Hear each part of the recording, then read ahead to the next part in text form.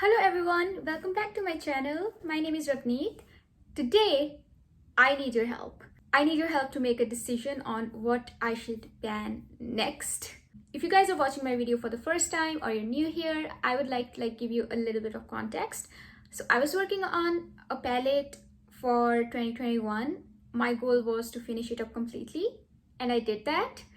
So now I'm kind of confused, if I should do another that palette, where I would be just focusing on one palette to completely finish it, or I should incorporate multiple palettes and maybe have some other goals on them. I have three palettes that I want to show you and get your opinion on. So please help me decide in the comment section below on what I should do. And without further ado, let's get started. So I will be switching on to the overhead setup so that I can talk about each palette in detail, because it's a little bit easy to refer in that case. Alright guys, so I have these three palettes. Let's start with our e.l.f. palettes. This is e.l.f. Matte for Matte, the very first version, and this is how it looks like. This is one of my oldest palette and I got it in 2016. I have mostly frankened these eyeshadows and used them up that way. This is basically this one, and this gray shade is this, because these two are so hardly pressed. I was not able to get any sort of pigment on my eyes. So that's why I kind of scraped a little bit of these ones and just pressed them here. These were the empty pans that I had finished earlier. I frankened a bronzer and used a lot of this product in that. When I finish my current brow powder, I'm planning to franken these two eyeshadows together and just use them in my eyebrows. I'm really optimistic that I will be able to finish this eyeshadow this year, because even if it's in any sort of project or not, I will be frankening this one and using it up that way. I will put it in my Frankly My Dear band project. The only two eyeshadows that I won't be able to finish this year are these two. This is really weird sort of gray. I'll give you a swatch as well. This is how it's looking like. And let's do another one.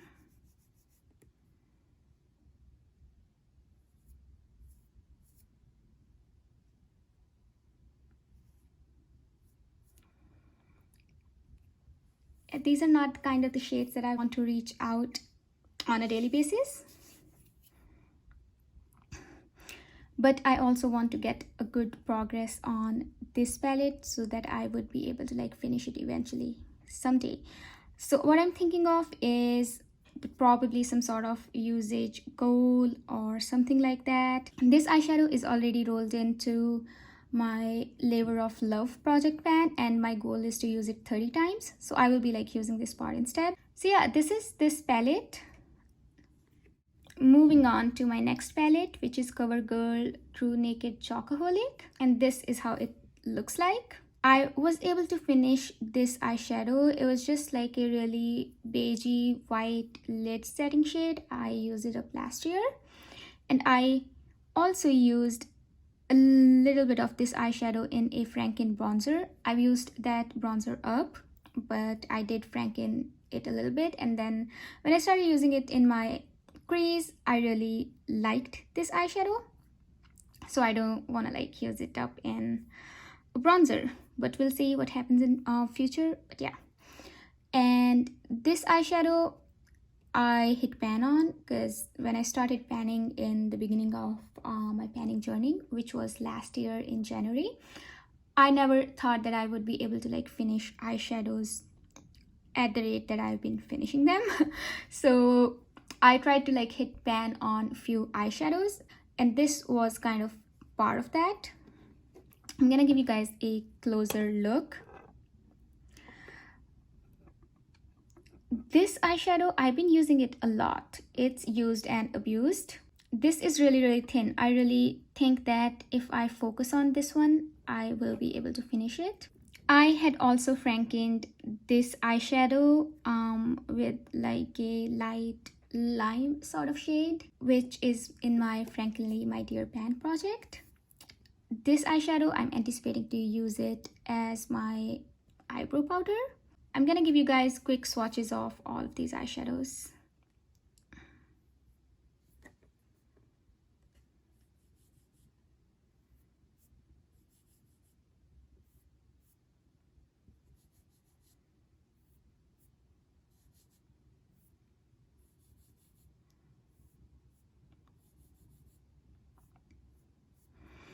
This one really needs a glitter glue to stick on. Like, it's not a glitter, but yeah, it kind of doesn't show up on its own. It's beautiful shade, but yeah, it kind of like shears out on the eyelids.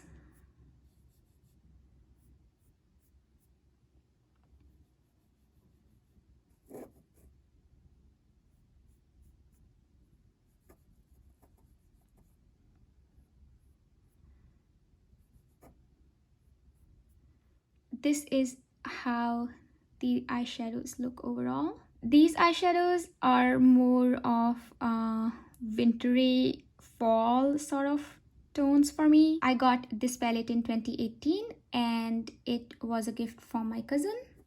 Let's move on to my last palette, which is again by e.l.f. It's Matte for Matte Summer Breeze. I really like this palette. This is how it looks like. Aren't these shades pretty? These are all matte, but I really like almost all of them. I think these two kind of look similar on the eyes, but yeah, still, I don't mind them. This is a really pretty palette. Like, I'm in no rush to finish it, even though it's not that new. Like, I got it in 2017, but still, I don't mind having it in my collection. But yeah, I don't mind working on it either, because this is the most summery color story out of all those palettes that I've shown you. I mean, I would not technically consider Matte for Matte a whole palette because it only has like, what, 3 shades. Let's swatch these eyeshadows.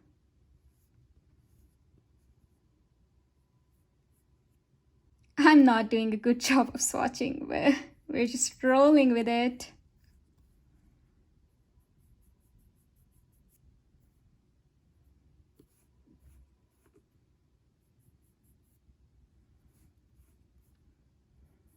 You know what? I'm just gonna turn this light off.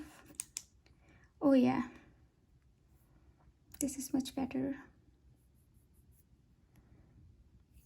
Still not a lot of difference between these two.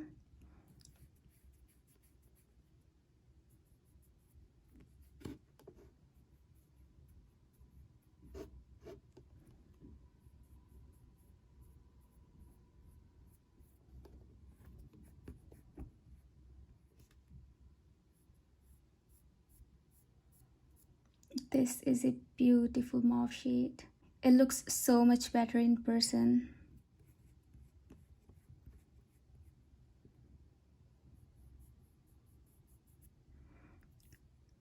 This is like more pinkish. I don't know why it's not getting picked up. Maybe because the lighting from my window is like a bit harsh.